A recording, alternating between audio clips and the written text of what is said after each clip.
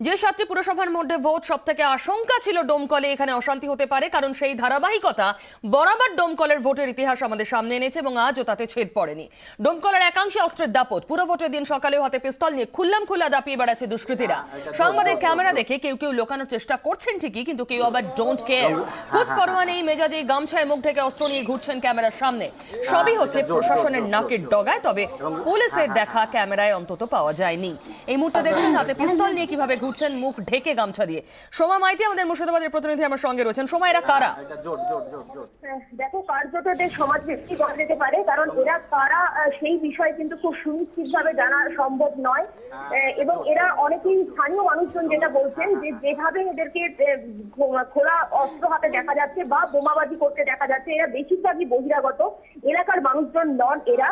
এবং অত্যন্ত সাবলীল ভাবে তারা বলছেন যে বুথে যদি সন্ত্রাস হয়, সন্ত্রাস রোখার জন্য তারা এইভাবে বোমা নিয়ে তারা ঘুরে, পিস্তল নিয়ে তারা ঘুরে বেড়াচ্ছেন। এবং এখনো পর্যন্ত দক্ষিণনগর মাহমুদপুরে বোমাবাজি চলছে এবং হাতে বড় বড় ধারালো অস্ত্র নিয়ে তারা দাপিয়ে বেড়াচ্ছে, একরকম বলা যেতে পারে। আমরা যখন সেখান থেকে নিশ্চয়ই কোনো না কোনো রাজনৈতিক দলের হয়ে এখানে এসেছেন কাজ করতে। আমরা যাকে পিস্তল হাতে দেখলাম তিনি যেটা বলছেন যে তিনি তৃণমূল কংগ্রেসেরই লোক এবং ইতিমধ্যেই 3 জন গুলিবিদ্ধ হয়েছে ওই এলাকায়, এবং সেই কারণেই তিনি পিস্তল নিয়ে বুথকে আগলানোর জন্য, অর্থাৎ সন্ত্রাসের প্রতিরোধ করার জন্য তিনি এইভাবে পিস্তল নিয়ে তিনি ঘুরে বেড়াচ্ছেন। পুলিশ রয়েছে বুথ আগলানোর জন্য। সোমা, এদের বাড়তি দায়িত্ব কেন তাহলে? পুলিশ কোথায়? একেবারেই তাই, যে আমরা ঘটনাস্থল থেকে প্রায় দেখলাম 1.5 কিলোমিটার দূরে একটি পুলিশের গাড়ি রয়েছে। কার্যত ওই গ্রামের এই মুহূর্তে যা পরিস্থিতি রয়েছে, পুলিশ ঢোকার কার্যত কোনো সাহস দেখাচ্ছেন না বলা যেতে পারে। এবং গ্রামবাসীরা কিভাবে ভোট দিতে যাবেন, তাদেরকে ভোট কেন্দ্রে নিয়ে যাওয়ার দায়িত্ব তো অনেকটা পুলিশের রয়েছে। এবং তারা পুলিশ প্রশাসনের কথাই বারবার ধরে বলছেন যে প্রশাসনিক নিরাপত্তা নেই এই মুহূর্তে এই গ্রামে, এবং ভোট দেওয়ার মতো কোনো পরিস্থিতি কার্যত নেই। সোমা, আমাদের সঙ্গে থাকো, তোমার সঙ্গে আবার কথা বলছি। আপনাদের শোনাবো বন্দুকবাজের বক্তব্য। দেখুন আগে পরিস্থিতি। এটা জোট জোট জোট জোট জোট এবং এটা জোট জোট জোট জোট জোট এবং এটা কেন করলেন? মানে কি প্রতিরোধ করার জন্য? কি করব? আমার 3 জনকে মেরে দিয়েছে, নিজের আত্মরক্ষার জন্য মেরে। কাদেরকে মারলো? কি নাম তাদের, যাদের মারলো? নামটা 3 জনকে কি মেরে ফেলেছে না ফেলেনি? ওরা গুলিবিদ্ধ। কোথায় আছে তারা? হসপিটালে গেছে। তো এই পরিস্থিতিতে দাঁড়িয়ে আপনি এই যে গুলি নিয়ে যে আপনি বন্দুক নিয়ে যাচ্ছেন, ভোট করাতে পারবেন এলাকায়? হ্যাঁ, ভোট আমাদের হবে, চেষ্টা চলছে। এই যে মানে এলাকার মানুষজন ভয় পাচ্ছে না আপনি যেভাবে বন্দুক নিয়ে যাচ্ছেন? ওরা আক্রমণ করছে, পর কেউ নাই, সবে টিএমসি। এটা জোট জোট জোট জোট জোট এবং বন্দুকবাজের বক্তব্য শুনলেন। সোমার কাছে আমি আরো একবার ফিরবো। সোমা, কতটা বেপরোয়া মানসিকতা! ক্যামেরার সামনে শুধুমাত্র গামছায় মুখ ঢেকে হাতে বন্দুক নিয়ে তারা বলছেন ভোট করানোর জন্য তারা এখানে এসেছেন। দেখো, কার্যত দমকলের জমি দখলের লড়াই এবং পুরনো জমি পুনরুদ্ধারের লড়াই, এই লড়াইটা হচ্ছে এতটাই তীব্র হয়ে উঠেছে যে সত্যি দমকল কার হাতে থাকবে। এবং একদিকে জোটের কর্মীরাও যেমন মরিয়া চেষ্টা চালাচ্ছেন, উল্টো দিকে শাসক দলের পক্ষ থেকেও কিন্তু মরিয়া চেষ্টা চালানো হচ্ছে। যেভাবেই হোক বুথে ভোট কতটা নিষ্ক্রিয় করা যায়, অর্থাৎ ভোট কেন্দ্রে ভোট যারা নির্বাচক মন্ডলী রয়েছেন, যারা ভোটাররা রয়েছেন, তারা সত্যি যদি ভোট দিতে না পারেন তাহলে কার দিকে এই ফলাফল যাবে, এটা কিন্তু সব থেকে বড় প্রশ্ন। এবং দমকলের এই মুহূর্তে প্রচুর বুথে কিন্তু একই ছবি, কার্যত ভোটাররা ভোট কেন্দ্রে যেতে পারছেন না, একটা সন্ত্রাসের আবহ রয়েছে। উভয় পক্ষ থেকেই দোষ দিচ্ছেন। কার্যত বলা যেতে পারে বহিরাগতরা যেভাবে এখানে ঢুকেছে, দমকলে প্রচুর বহিরাগতরা এসেছে এবং প্রত্যেকটি প্রশ্ন তো সেটাই, পুলিশ নিরাপত্তার দায়িত্বে দমকল যে এই ইতিহাসের পুনরাবৃত্তি করতে পারে। প্রতিটা ভোটে আমরা দেখেছি দমকলে অশান্তি। 2016 বিধানসভা নির্বাচনে সেখানে প্রাণহানি পর্যন্ত হয়েছে রাজনৈতিক হিংসায়। তারপরও এরা পুলিশের চোখের সামনে খুল্লাম খুল্লা বন্দুক নিয়ে ঘুরতে পারছে। একেবারেই তাই। দক্ষিণনগর মামুদপুরের ছবি কিন্তু সে কথাই বলছে, এবং শুধুমাত্র বোমাবাজি বন্দুক নয়, হাতে যেভাবে অস্ত্র নিয়ে তারা রাস্তায় যেভাবে দাপিয়ে বেড়াচ্ছে এবং ভোটারদেরকে তারা যেভাবে বলছে যে ভোট দিতে ভয় যাবে না, আর গেলে কোনো নির্দিষ্ট দলকেই তাদের ভোট দিতে হবে, ফলত খুব স্বাভাবিকভাবেই এই মুহূর্তে পুলিশি নজরদারি, পুলিশ ওই গ্রামে ঢোকা অত্যন্ত জরুরি। সোমা, ভোটারদের সঙ্গে তোমার কথা হয়েছে এই সমস্ত বুথগুলোতে? ভোটাররা কার্যত বলছেন যে তারা ভোট দিতে যেতে পারবেন কিনা সেটা নিয়ে তারা যথেষ্ট সন্দেহ প্রকাশ করেছেন, এবং তারা বলছেন শান্তিপূর্ণ পরিবেশ যদি থাকে, পুলিশ প্রশাসন যদি তাদের নিরাপত্তা দেয়, তবেই তারা ভোটটা দিতে যাবেন, নচেত তারা ভোটটা দিতে যাবেন না। অর্থাৎ এই বন্দুকবাজদের দেখে বুথের লাইন মোটামুটি খালি। একেবারেই বলা যেতে পারে বেশিরভাগ বুথেই একই ছবি। শহর বা দমকল শহর বা শহর লাগোয়া বেশ কয়েকটি বুথে দেখা যাচ্ছে লাইন থাকলেও কিন্তু গ্রামের দিকে যত ঢোকা যাচ্ছে তত দেখা যাচ্ছে বুথের ভোটের লাইনগুলো কিন্তু ঠিক ততটাই ছোট হচ্ছে। বিরোধী যারা জোট বেঁধেছে সিপিএম কংগ্রেস, তাদের এজেন্ট, তাদের প্রতিনিধিরা, তারা কি কোনোভাবে প্রতিরোধ করতে পারছেন? দেখো পিউ, বেশিরভাগ জায়গাতে, দমকলের বেশিরভাগ জায়গাতেই কিন্তু যে সমস্ত বিরোধী দলের অর্থাৎ জোটের কিন্তু কার্যত কোনো এজেন্ট দেওয়া যাচ্ছে না, দেখতে পাওয়া যাচ্ছে না। যে বিজেপির পক্ষ থেকেও একই অভিযোগ করা হয়েছে যে কোনো বুথে কোনো এজেন্ট তাদেরকে বসতে দেওয়া হয়নি।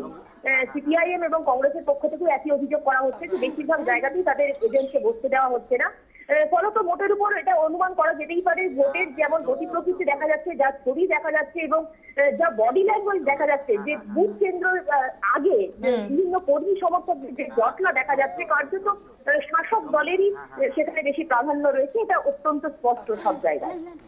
সোমা, অনেক ধন্যবাদ। আমি আবার পরে তোমার থেকে আপডেট নেব। এই মুহূর্তে একটা আশঙ্কাজনক পরিস্থিতি তৈরি হয়েছে ডোমকলে। এই মুহূর্তে খুল্লা শুধুমাত্র মুখে গামছা দিয়ে ঢেকে হাতে বন্দুক নিয়ে ঘুরছেন কিছু বহিরাগত। একবার শুনুন তাদের বক্তব্য।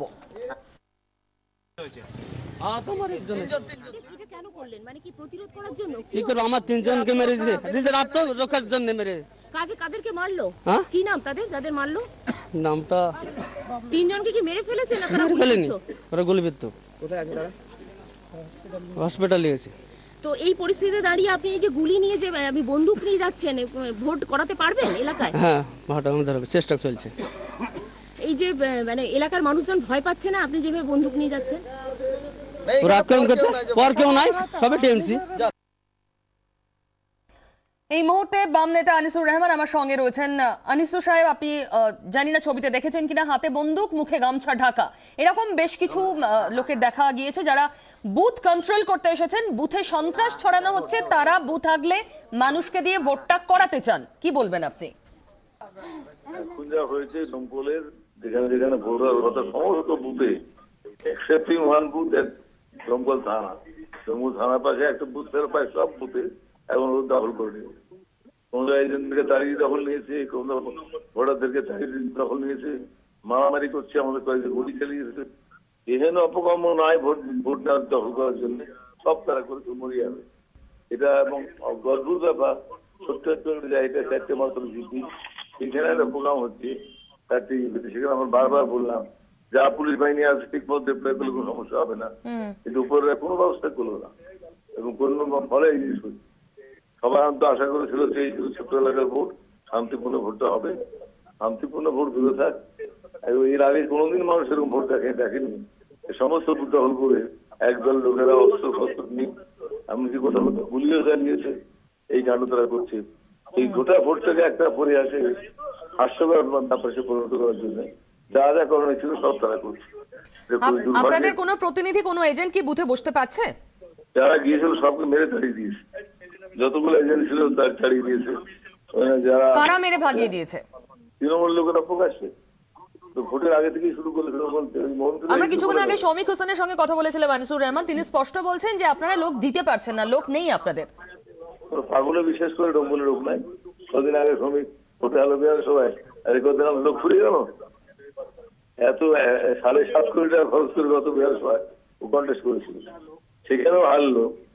এত বড় আমাদের পশ্চিমবাংলার হারের পরেও, আর সেইখানে লোকরাই বলে হাস্যকর। আসলে সমস্ত অবিশ্বাস সমস্ত প্ল্যান করে মুক্তি করে। আনিসুর সাহেব, আমি অনুরোধ করবো আপনি প্লিজ একটু সঙ্গে থাকুন। এই মুহূর্তে শমিক হোসেন আমার সঙ্গে রয়েছেন টেলিফোনে। শমিক, এক ভয়ঙ্কর ছবি ক্যামেরার সামনে ধরা পড়েছে। গামছায় মুখ ঢাকা, একেবারে ক্যাজুয়াল পোশাক, হাতে বন্দুক, তারা ক্যামেরার সামনে পরিষ্কার বলছেন তারা ভোট করাতে এসেছেন এখানে, কি বলবেন আপনি? সিপিএম নিয়ে এসছে, সিপিএম আর কংগ্রেস, হ্যাঁ, জোট হয়েছে। তারা বহরমপুর থেকে অধীর চৌধুরীর মদতে সব লোকজন, এরা কাদের লোক? এরা কংগ্রেস সিপিএম জোটের লোক। এদের সঙ্গে মানুষ নাই, মানুষ নাই বলে ভয় পেয়েছে, এরা সন্ত্রাস তৈরি করার চেষ্টা করছে। এখন 21 নম্বর ওয়ার্ডে সেখানে ওদের লোকজন এসে গুলি বোমা নিয়ে সব ভয় দেখাচ্ছে, এজেন্টদেরকে বার করে দিচ্ছে। এরা এখন পারছে না, মানুষ ওদের সঙ্গে না থাকার জন্য এরা কিন্তু পাগলের মতো করছে। শ্রমিক একটু সঙ্গে থাকুন প্লিজ, এই মুহূর্তে আনিসুর রহমান আমার সঙ্গে রয়েছেন, কি বলবেন আনিসুর সাহেব? আসলে এখন আমার ওই শ্রমিক হোসেন এটা বলার কি আছে, ও নিজে এখানে বাড়ি না, বাড়ি অনেক দূরে চেনে না, এখানে এসে একটা লোকের সামনে গাড়িতে করে ঘুরেছে। বয়স হয়েছে, মিথ্যা কথা বলেন না, বয়স হয়েছে, মিথ্যা কথা বলেন না। মানুষের সঙ্গে যোগাযোগ রাখেনি, মানুষ আপনাকে বহিষ্কার করতে চাইছে, মানুষ সঙ্গে নাই আপনার, এরকম বলেন না। শুনুন, 2016 পর 2016 বিধানসভার পর আপনাদের পাশ থেকে জেলা পরিষদ নাই, সাতখানা পৌরসভা সরে গেছে, ডোমকল পঞ্চায়েত সমিতি নাই, পঞ্চায়েত আপনার পাশ থেকে সরে গেছে। আপনারা পাগল, আপনার মাথা ট্রিটমেন্টটা করা।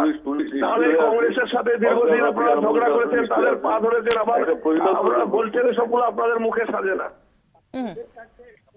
আমাদের এতদিন বলতেন কংগ্রেস খারাপ, কংগ্রেস ওই করছে, এখন কংগ্রেসের সাথে আপনারা দুই শক্তি এক হয়ে আপনারা কথা বলেন না। আপনাকে গোটা জেলা আপনি কি আপনি বলেন না, আপনি অধীর চৌধুরীকে নিয়ে শান্ত করার চেষ্টা করছেন। আপনি শান্ত, আমরা মমতা ব্যানার্জির উন্নয়ন তৃণমূল কংগ্রেসটা করি, তার জন্যই আপনাদের জেলা পরিষদ আপনারা জোট করে আটকাতে পারেননি। আবার আপনাদের পাশ থেকে পৌরসভা কি বলবো, শুনুন, আপনাদের নাই,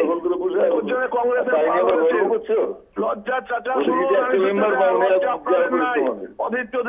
অধীর চৌধুরীকে নিয়ে এসে এখানে আপনারা এখানে বলছেন রক্তর গঙ্গা বাইয়ে দেবো, আপনারাই তো মহিলাদের মিছিলের উপর মদ ছিড়াচ্ছে, লজ্জা লাগে না? কদিন আগে শান্তিপূর্ণ মহিলাদের মিছিলের উপর মদ ছিড়ালেন, আপনারা আবার বড় বড় কথা বলেন। বাংলার মানুষ জানে, বাংলার মানুষ জানে, মানুষকে আপনারা খুন করেছেন, এসব বলেন না।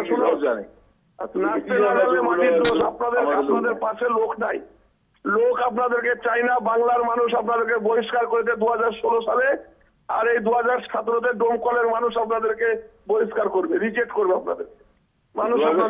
ভালোবাসতো কেন আমাদেরকে? আমাদের লোকলাই তো 2016-তে এত ভালোবাসতো কে?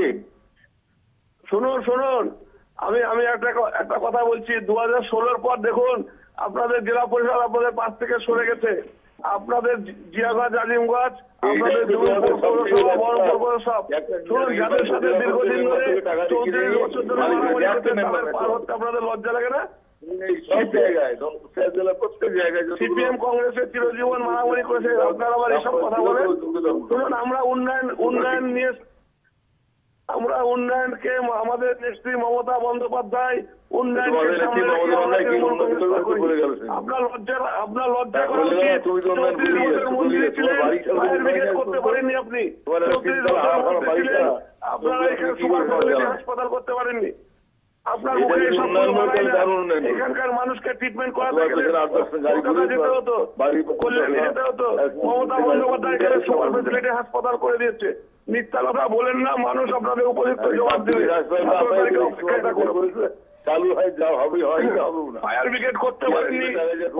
সৌমিক এবং আনিসুর সাহেব, আপনাদের দুজনকে অনেক ধন্যবাদ। যে রাজনৈতিক তরজা আপনারা টিভির পর্দায় দেখলেন, তারই বহিঃপ্রকাশ ঘটেছে ডোমকলের মাটিতে, এবং কি মারাত্মক তার ফল হতে পারে। রাজনৈতিক তরজা কোথায় গিয়ে দাঁড়িয়েছে, এই বন্দুক হাতে ব্যক্তির ছবি তার প্রমাণ। অধীর চৌধুরীর সঙ্গে আমরা কিছুক্ষণ আগে কথা বলেছিলাম, যার দিকে আঙুল তুলছেন শ্রমিক হোসেন, শুনুন তার বক্তব্য। গত 2-3 দিন ধরে দমকলে যা চলছে, সে বিশ্বঘাটায় মানুষই জানে কিভাবে তারা বেঁচে আছে। ঘাড়ে মাস্কেট নিয়ে মোটরসাইকেলে চড়ে ওপেন পুলিশের সামনে দিয়ে ঘুরছে। ওখানকার মানুষ দেখছে, বলছে কিছু করতে পারছে না, পুলিশকে বলা হচ্ছে, পুলিশ বলছে দেখবো। তারা বলছে ভোট দিতে গেলে তাদের বিপদ হবে, তাদেরকে পুলিশ বলে দিয়েছে তোমাদের সঙ্গে আমাদের এরকম সমঝোতা, যারা জোর করতে যাবে হাতে যেন ডান্ডাতে যেন ঘড়ি পড়ে যাওয়া হয়। আজকে পশ্চিমবঙ্গের মুখ্যমন্ত্রী নিজে রক্তের বোতল না রেখে যারা রুগী, যাদের রক্তের প্রয়োজন, যাদের জন্য তিনি ব্লাড ক্যাম্প করার কথা বলছেন, তাদের রক্ত পাঠিয়ে এখানকার পুলিশকে যদি বলে দিতে রক্ত যাতে না ঝরে, তাহলে কিন্তু ব্যাপার